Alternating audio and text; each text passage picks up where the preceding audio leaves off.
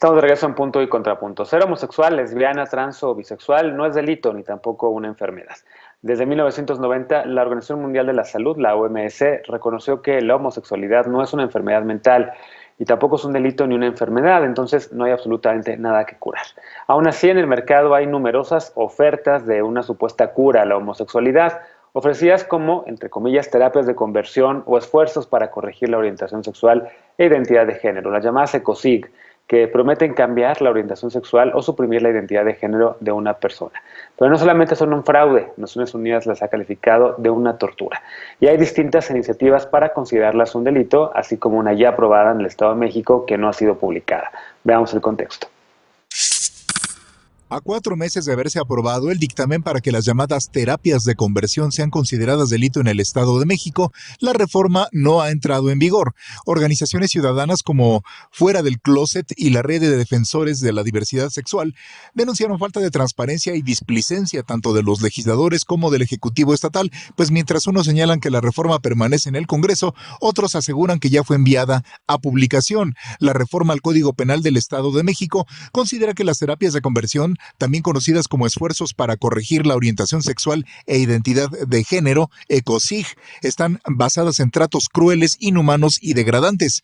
Quien someta, coaccione u obligue a otra persona a recibirlas podrá ser sancionada con trabajo comunitario, multas o prisión. La Ciudad de México fue la primera entidad en aprobar la penalización de este tipo de prácticas por considerar que atentan contra el libre desarrollo de la personalidad y la identidad sexual. Estas terapias, que prometen cambiar la orientación sexual o suprimir la identidad o la identidad de género de una persona, son consideradas por la Organización de las Naciones Unidas como ineficaces, poco éticas, poco científicas, con efectos adversos a la salud de las personas e incluso como tortura. En el ámbito federal, en marzo de 2020, el Senado aprobó en comisiones el dictamen que busca prohibir y sancionar penalmente estas terapias. Debido a la pandemia, la propuesta aún está pendiente de ser discutida en el Pleno de la Cámara Alta. Punto y contrapunto.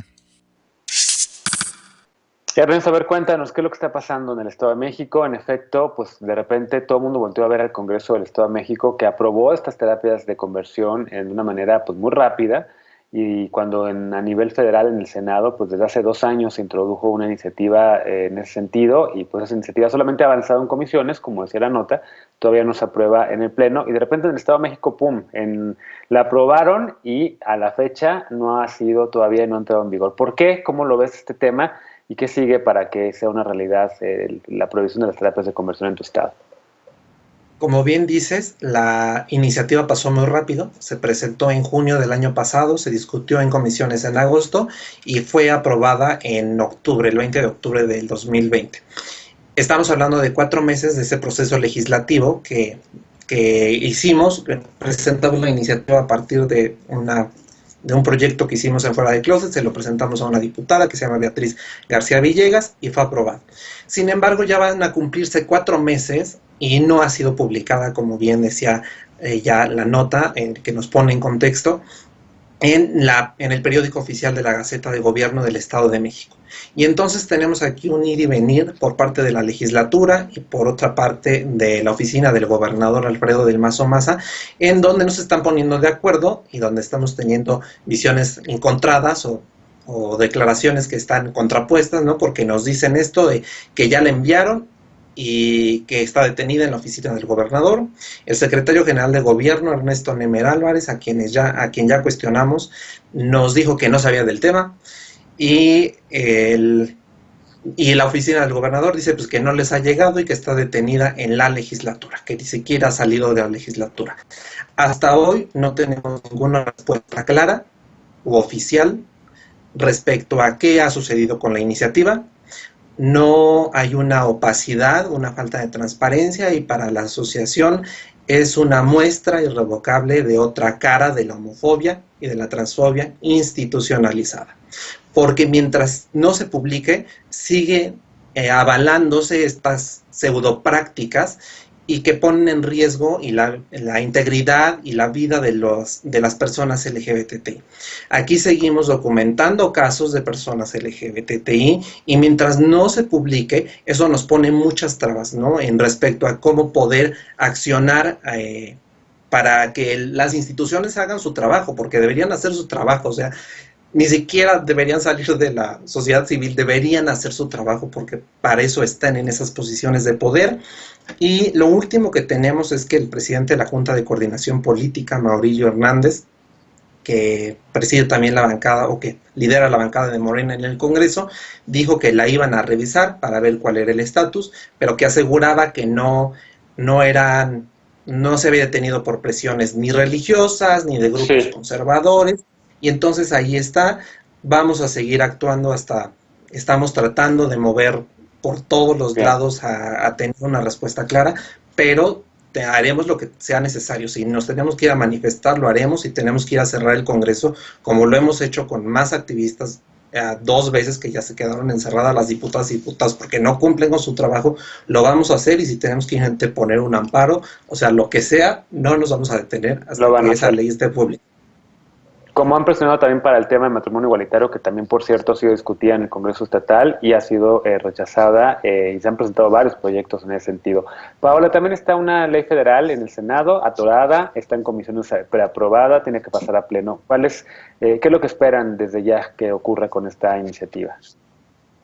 Así es, Genaro. Pues primero que nada, quisiera comenzar diciéndote que cientos de jóvenes hemos alzado la voz para visibilizar lo que nos ha pasado. Terapias de conversión, golpes, y como en mi caso, violaciones correctivas, que como ya lo habían expresado en la nota, son algunos de los métodos empleados para suprimir y reprimir la sexualidad, identidad de género, expresión de género de las personas, ¿no?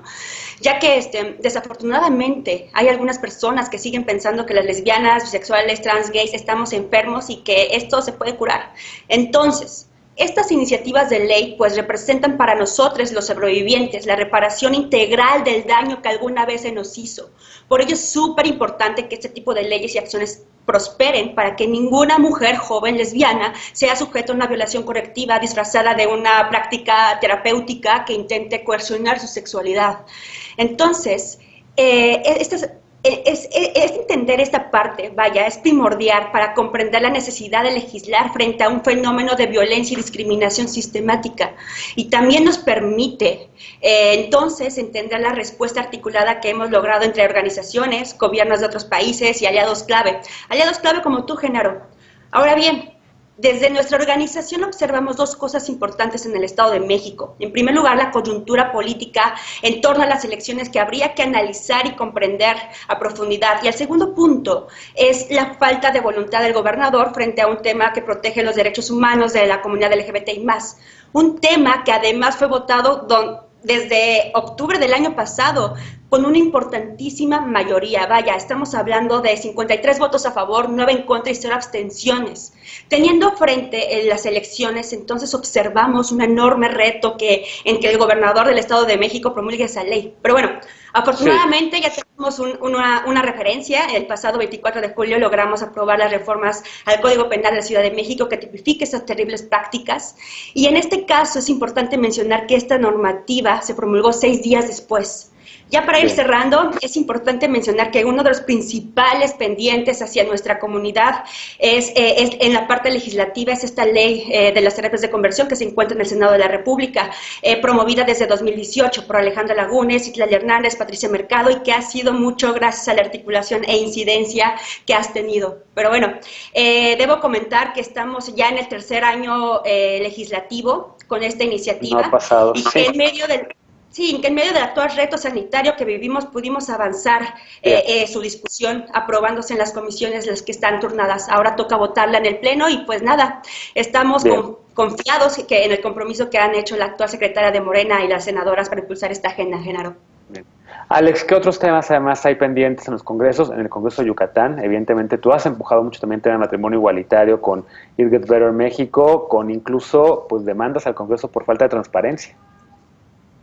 Sí, que hay un poco la esperanza de que pronto, o sea, antes de que se lleguen a las elecciones, haya consecuencias tangibles para el Congreso, para la legislatura actual en Yucatán. En 2019 se votó no una, sino 2 veces en contra de la iniciativa del matrimonio igualitario en el Congreso. Y no solamente eso fue en contra del Pacto Federal, la jurisprudencia de la Suprema Corte de 2015 que todos conocemos, sino que también lo hicieron, aquí la sorpresa fue, y lo que causó muchísima indignación a nivel local y a nivel nacional y global, porque se discutió luego en la infame cumbre de los Premios Nobel de la Paz que se hizo ese año en Mérida, y que el tema principal fue eso, se convirtió en la cumbre del matrimonio igualitario, es que votaron de forma secreta, ilegal, o sea, como normalmente sí contempla la normativa del Congreso pues para nombrar a un presidente de la Comisión de Derechos Humanos, consejeras y consejeros. O sea, de esa forma sí se puede votar en secreto, ¿no? Pero nunca iniciativas de ley. Entonces, eso es un cheque en blanco. Si no hay consecuencias, si la Suprema Corte de Justicia no revisa estos amparos, que afortunadamente de los 4 que interpusimos desde el colectivo por la protección de todas las familias en Yucatán, 3 están ante la Suprema Corte el día de hoy, ¿no? Entonces, por ese lado, yo creo que un poco el hilo conductor que igual ahorita mencionaba Paola es cómo, pues, con el tema de las elecciones se siente como moneda de cambio, ¿no? De que desatoren ciertas cosas, aborden ciertas cosas en momentos en donde van a buscar un respaldo simbólico de nuestra comunidad, y que tenemos que ser muy analíticas y analíticos sobre pues cómo le damos ese seguimiento, con quiénes están siendo serias y serios con estos compromisos, y que no hagan un pinkwashing en época electoral. Bien. Jessica, ¿qué otros temas pendientes? Crímenes de odio a nivel federal, una ley de identidad de género a nivel federal también. ¿Qué ves? Pues yo creo que en el tema trans particularmente ha sido, pues recientemente Sonora se publicó en el Diario Oficial del Estado pues su aprobación de las reformas a la ley del registro civil, lo cual permite que las personas puedan cambiar su acta de nacimiento. Esta noticia nos vino muy bien en la Red de Juventudes Trans México, porque desde 2008-2009 comenzamos a acompañar a organizaciones como Sonora Trans y a poder tener contacto con quienes estaban proponiéndola aquí en el Congreso en Hermosillo.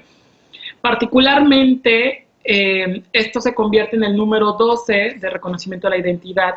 Lo que sucede aquí es que más que una ley trans a nivel federal, necesitamos de principio un procedimiento de homologación. Una ley general podría ser más viable para tener los marcajes mínimos de lo que se tendría que seguir por parte de las autoridades, tanto a nivel administrativo como a nivel pues en lo que respecta de modificaciones de resguardo de actas, porque tenemos a muchos chicos y chicas que tienen que, desplazarse, este tema de desplazamiento forzado a los estados donde se reconoce, y por otra parte tenemos el hecho de que la alta de crímenes de odio no ha sido registrada por el Estado. El Estado sigue, sin tener las estadísticas, todo ha sido por parte de observatorios de sociedad civil o por registros a través de notas periodísticas que se hacen informes sombras que son llevados ante las cuestiones tanto regionales como del Sistema Universal de Derechos Humanos. Y también tenemos que el Estado no ha generado las condiciones para documentación, atención, prevención y sanción en temas de crímenes de odio. Particularmente el Estado sigue apostando por miradas punitivas, es decir, que sigue considerando que el punitivismo es la respuesta a detener ciertas conductas, que tiene que ver mucho con las terapias de conversión también. Creo que el Estado no solamente debe de legislar para prohibir, sino debe de prevenir y generar condiciones para que eso sea integral. No solamente nos debe hacer esta especie de populismo punitivo donde piensa que ya cumplió por legislar, sino que debe de atender para la prevención, debe de atender para que el seguimiento integral y sobre todo debe de comprender que los diferentes contextos tienen consecuencias.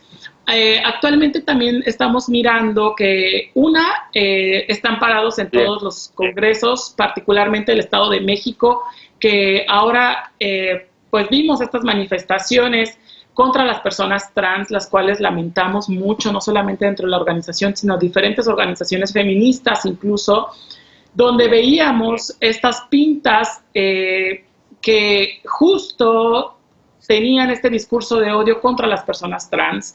Algo que hay que entender es que la discriminación genera consecuencias y genera costes emocionales. Déjame poner una pausa y regresamos con este tema porque se nos fue el tiempo del bloque también. Y eso es el tema, él es así de, tenemos que correr a pausas. No, vamos a hacer una pausa y regresamos justo con este tema del que ya nos estaba platicando Jessica, crímenes de odio y crímenes que en México siguen lastimando a las personas de la diversidad sexual, porque no hemos llegado ni siquiera al tercer mes de 2021 y ya se han registrado 6 homicidios contra personas de la diversidad sexual. Y podrían ser muchos más si hubiera registros oficiales de estos casos. ¿Cuál es la situación en México? ¿Cuál es el mapa de la violencia y los crímenes homo y transfóbicos? Regresamos con este tema punto y contrapunto, no te vayas.